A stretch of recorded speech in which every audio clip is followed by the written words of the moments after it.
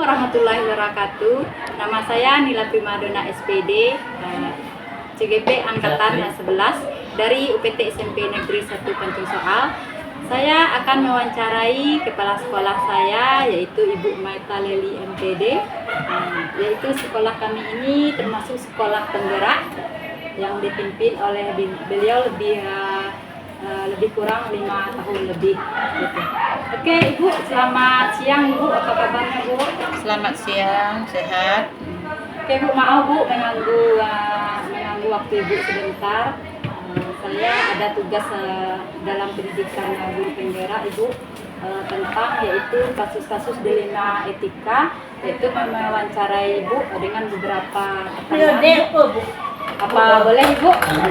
Oh boleh. Oke Bu, pertanyaan pertama, bagaimana Ibu dapat mengidentifikasi kasus-kasus yang merupakan dilema etika atau bujukan moral Bu? Yang terjadi di sekolah saya. Iya. Setiap permasalahan atau kasus-kasus yang terjadi di sekolah saya akan pertama sekali saya akan mengidentifikasi kasus permasalahan itu. Kemudian saya cross check permasalahannya. Kemudian saya cari apa akar permasalahannya itu. Pertanyaan kedua boleh ya Bu ya? Ya. Bagaimana Ibu menjalankan keputusan pengambilan di sekolah Ibu, terutama untuk kasus-kasus di mana ada dua kepentingan sama-sama benar atau sama-sama mengandung nilai kebajikan Bu? Kalau di sekolah saya terjadi suatu permasalahan yang itu permasalahan itu setelah saya identifikasi, saya cross check, kemudian kalau dalam faktanya permasalahan itu ada benarnya, ada sama benar dan sama salah, maka saya tidak bisa mengambil keputusan sendiri, namun saya bawa teman saya diskusi atau stop order yang ada di sekolah supaya keputusan itu tepat. Berarti kita bermusyawarah bersama-sama. Selanjutnya Bu, langkah atau prosedur seperti apa yang biasanya Ibu lakukan selama ini? Seperti yang saya sampaikan tadi, pertama saya identifikasi masalahnya, kemudian saya menentukan pihak yang bisa terkait permasalahan tersebut, kemudian mendiskusikan dengan teman-teman guru, dan seterusnya baru kami melihat dampak dari permasalahan itu dan tentang keterkaitan dengan hukum yang berlaku. Selanjutnya Bu, apa saja yang selama ini Ibu anggap efektif dalam pengambilan keputusan kasus-kasus dilema etika ini Bu? Kalau saya sebagai pemimpin, saya lebih untuk menyelesaikan kasus-kasus itu, saya lebih suka pendekatan personal. Karena dengan adanya pendekatan personal itu yang bermasalah akan lebih terbuka. Jadi dari hati ke hati atau dengan walaupun sederhana sambil berjalan, tapi yang intinya saya lebih suka personal. Oke Bu, terus apa saja yang selama ini yang merupakan tantangan dalam pengambilan keputusan pada kasus dilema etika di tempat Ibu? Kalau menjadi tantangan itu karena pertimbangan, maksudnya begini, melihat realnya, kondisinya, bagaimana kita menyelesaikan permasalahan itu dan akan dampak terhadap yang kita selesaikan itu. Jadi dampak langsung pada yang bermasalah itu. Jadi harus itu sulit mempertimbangkan, kadang-kadang menurut kita itu benar setelah kita diskusikan itu benar, tapi ada yang bermasalah itu tidak terbuka. Jadi kalau dia terbuka baru bisa jelas, tapi kadang-kadang yang bermasalah itu tidak terbuka. Jadi di sini kita perlu keterbukaan. Keterbukaan, iya. Selanjutnya Bu, apakah Ibu memiliki skala atau jadwal tertentu gitu Bu dalam penyelesaian kasus etika dilema ini? Apakah Ibu langsung menyelesaikan di tempat atau memiliki jadwal untuk menyelesaikannya, atau bentuk prosedur seperti apa yang Ibu jalankan? Kalau saya sebagai pemimpin, saya tidak punya jadwal, tapi saya lihat kapan guru itu bermasalah, saya perhatikan, identifikasi, setelah melalui proses secepatnya menyelesaikan. Setiap permasalahan kalau kita tunggu penyelesaiannya akan berlarut-larut. Jadi tidak punya jadwal, kapan saja ada permasalahan diselesaikan secepatnya.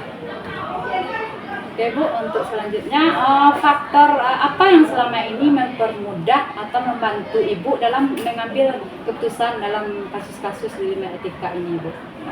Karena kalau di sini guru-guru saya itu kena dekat, kami punya hubungan emosional, jadi setiap permasalahan yang terjadi sama guru atau yang TU atau yang lainnya itu cepat terbuka dan cepat selesai masalah. Ya Bu, terus Bu, yang selanjutnya ini pertanyaan terakhir Bu. Dari semua hal yang Ibu sampaikan tadi, pembelajaran apa yang Ibu petik atau dapatkan dari pengalaman Ibu mengambil keputusan ini? Setiap permasalahan yang terjadi harus cepat disikapi, cepat diidentifikasi, kemudian didiskusikan solusinya. Di setiap keputusan itu jangan mengambil sendiri, tapi kita berusaha berdiskusi sehingga jadi nanti kebijakan atau keputusan itu menjadi baik dan tepat untuk yang berlaku. Oke, terima kasih Bu atas waktunya. Diskusi kita sangat memotivasi saya pribadi Bu untuk bisa menyerapkan nanti di proses pembelajaran gitu Bu. Saya ucap assalamualaikum warahmatullahi wabarakatuh.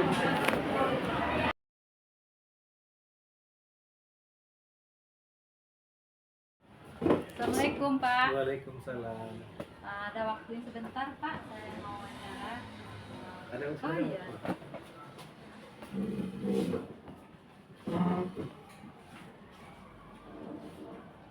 Ini Pak, saya sekarang sedang pendidikan guru penggerak. Sedia saya wawancara hari ini Pak. Bersedia Bu, siap. Terima kasih ya Bapak. Oke Pak, ada mungkin beberapa pertanyaan yang saya akan ke Bapak. Yang pertama, bagaimana Bapak mengidentifikasi kasus-kasus yang merupakan dilema etika atau rujukan moral ya Bapak di sekolah? Iya. Jadi dilema etika dan rujukan moral itu kita harus membedakan dulu dua istilah ini. Jadi kalau dilema etika itu artinya kita bertemu dengan baik dengan baik. Kemudian kalau rujukan moral itu kita bertemu dengan baik dan tidak baik. Jadi benar-benar, dan kalau di rujukan moral artinya benar dan salah.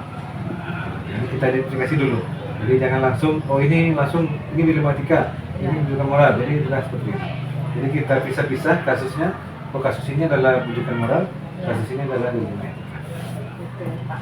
Pertanyaan kedua Pak, bagaimana Bapak menjalankan pengambilan keputusan di sekolah Bapak, terutama untuk kasus-kasus di mana ada dua kepentingan yang sama-sama benar atau sama-sama mengandung nilai kebajikan gitu Pak? Jadi kalau di sekolah saya, kalau ada dua kebenaran, artinya kita harus ini benar dan ini juga benar. Kita harus mengambil kebenaran itu dengan menganalisis 9 langkah. Jadi 9 langkah ini kita lakukan, nanti kita cari titik temunya di mana. Jadi jangan langsung kita ambil keputusan di antara dua yang benar. Nanti kalau kita langsung kita pertemukan, dia akan menjadi kesalahan. Jadi benar dan benar itu kita cari titik temunya di mana, nanti baru kita ambil keputusan dengan 9 langkah pengambilan keputusan. Pak. Dan ketiga Pak, langkah-langkah apa atau prosedur seperti apa yang biasa Bapak lakukan selama ini? Prosedur yang saya lakukan Bu, jadi kami di sekolah itu saling berkolaborasi dengan semua stakeholder yang ada. Jadi tidak hanya kepala sekolah yang berkeputusan, jadi setiap kasus yang ada, baik itu kasus dilematika maupun kasus pendidikan moral, kita harus berkolaborasi dengan semua stakeholder yang ada, baik itu wakil, kemudian ketua jurusan, kemudian guru BK, wali kelas, sampai ke guru mata pelajaran, sampai ke semua lini yang ada kita harus libatkan. Jadi kita tidak boleh melakukan keputusan itu sendiri. Berarti ada musyawarah nanti Pak. Iya, betul. Oke, selanjutnya Bapak, hal apa saja selama ini yang Bapak anggap efektif dalam pengambilan keputusan pada kasus-kasus dilema etika? Ya seperti tadi, Bu. Jadi seperti tadi. Jadi kita harus berkolaborasi. Jadi kita tidak bisa mengambil keputusan itu satu arah. Jadi kalau zaman dulu kepala sekolah kan banyak yang otoriter. Jadi dia yang ambil keputusan, dia yang tidak peduli apakah kawan-kawannya setuju dengan keputusan atau tidak, dia punya keputusan sendiri. Kalau untuk zaman sekarang kita tidak boleh seperti itu. Jadi untuk zaman sekarang kita harus lempar dulu, kita buat ambil keputusan bersama-sama, baru itu jadi keputusan kita bersama. Jadi keputusan itu, jadi kepala sekolah itu bukan superman, bukan super power, bukan Wonder. Jadi kita harus menjadi super team di sekolah. Terus hal apa saja selama ini merupakan tantangan dalam pengambilan keputusan pada kasus-kasus dilema etika di sekolah? Tantangan ini, Bu. Mungkin tantangannya masih ada kawan-kawan yang antipati dengan terhadap sekolah. Jadi antipatinya dalam bidang misalnya masih ada yang masih menerapkan cara-cara lama. Jadi mereka belum melaksanakan paradigma baru. Jadi mereka masih mengambil keputusan itu berdasarkan cara-cara yang mereka dapatkan 10 tahun yang lalu, 20 tahun yang lalu, atau bahkan cara yang mereka dapatkan waktu SMP, SD itu yang mereka terapkan waktu dulu. Itu paling berbahaya. Masih kayak lama ya Pak ya. Selanjutnya Bapak, apakah Bapak memiliki sebuah apa namanya tuh atau jadwal tertentu dalam sebuah penyelesaian kasus dilema etika di sekolah Bapak gitu?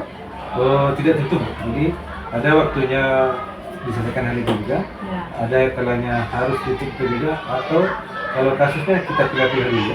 Jadi kasus ini butuh waktu penyelesaiannya, dan kasus ini langsung kita selesaikan.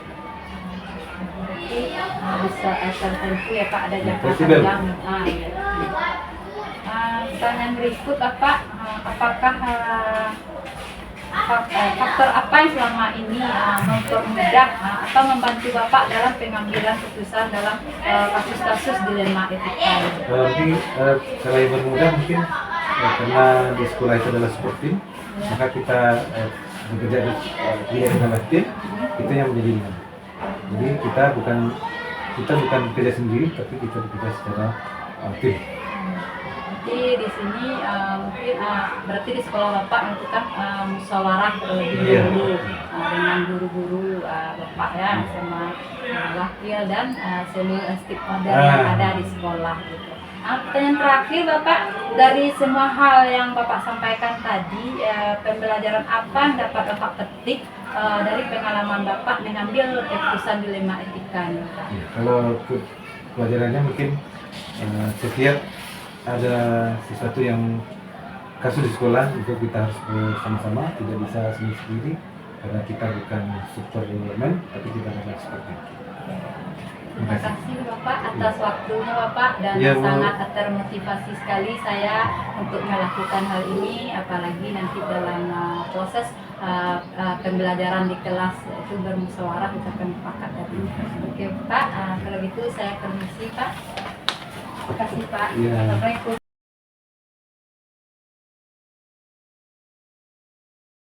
Refleksi wawancara saya hari ini, hal-hal yang menarik apa yang muncul dari wawancara tersebut, pertanyaan-pertanyaan yang mengganjal apa yang masih ada dari hasil wawancara bila dibandingkan dengan hal-hal yang saya pelajari seperti 4 paradigma, 3 prinsip, dan 9 langkah pengujian apa yang saya dapat, yaitu sesuai dengan hasil wawancara yang saya lakukan, para kepala sekolah tersebut melakukan pengambilan keputusan dengan yang pertama dilakukan adalah mengidentifikasi masalah, berdiskusi dengan seluruh komponen sekolah, terus membuat keputusan yang berpihak pada siswa dengan bijaksana dan bertanggung jawab.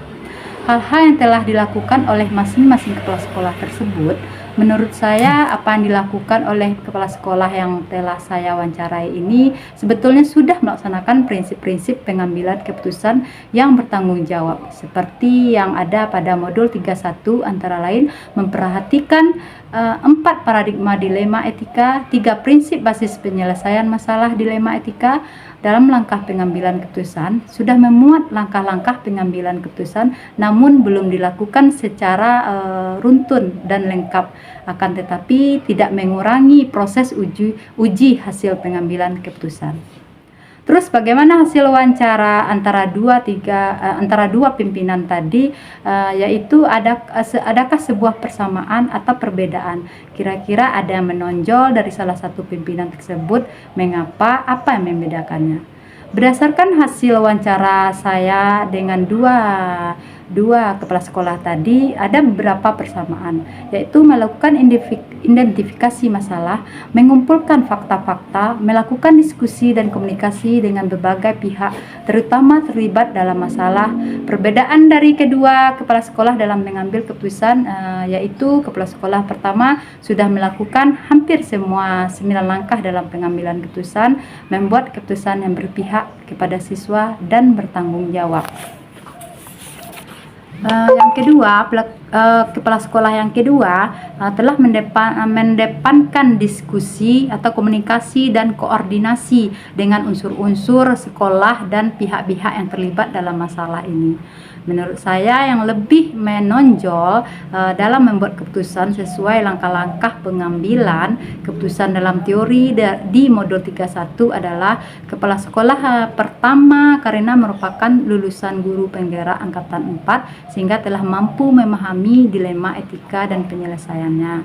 Terus apa rencana ke depan para pemimpin dalam menjalani pengambilan keputusan yang mengandung unsur dilema etika? Bagaimana mereka bisa mengukur efektivitas pengambilan keputusan mereka?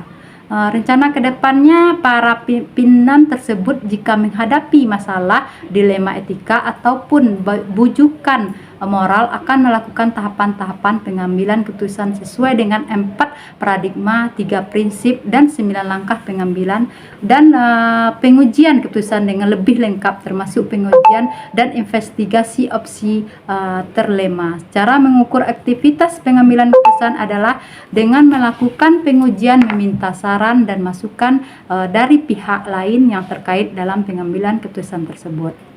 Terus bagaimana saya sendiri akan menerapkan pengambilan keputusan dilema etika pada lingkungan Anda, pada murid-murid Anda, dan pada kolega guru-guru Anda yang lain? Kapan Anda akan menerapkan? Saya akan menerapkan 9 langkah pengambilan keputusan dalam setiap permasalahan dilema etika, baik ketika berhadapan dengan masalah murid maupun ketika ada kolega guru yang menemui masalah dilema etika. Saya akan menawarkan mereka untuk mengambil keputusan sesuai 9 langkah pengambilan dan keputusan yang telah saya pelajari. Demikianlah refleksi wawancara saya hari ini. Wassalamualaikum warahmatullahi wabarakatuh.